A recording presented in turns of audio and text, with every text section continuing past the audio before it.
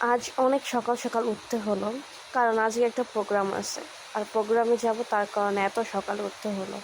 এমনি সবসময় আমি 10টা 11টা 12টার দিকে ঘুম থেকে উঠি, কিন্তু আজ একটা প্রোগ্রাম আছে, তার জন্য একটু তাড়াতাড়ি উঠতে হলো। হ্যালো এভরিওয়ান, আসসালামু আলাইকুম। আশা করি সবাই অনেক ভালো আছেন। আপনার দোয়ায় আমিও অনেক ভালো আছি, কিন্তু না, আমি ভালো নেই। এটা কিন্তু শুক্রবারের ভিডিও, আর আমি এটা আজকে পোস্ট করতেছি কারণ আমি একটু অসুস্থ। হয়তো গলা ভাঙাটা দেখে বুঝতে পারতেছেন যে আমি একটু অসুস্থ।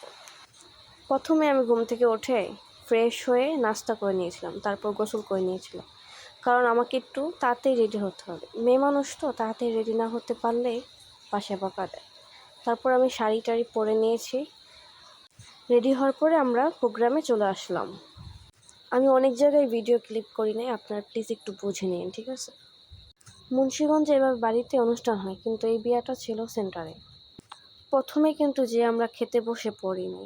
প্রথমে যাওয়ার পরে যার মেয়ের বিয়ে, তার সাথে একটু কথা বলছিলাম, তারপর খেতে বসছি। কুরবানি ঈদের পরে কোনো দাওয়াতে গেলে গরুর মাংস খাওয়াটা একদমই সম্ভব হয় না, তাই আমি 2টা রোস্ট নিয়েই খেয়ে ফেলেছিলাম।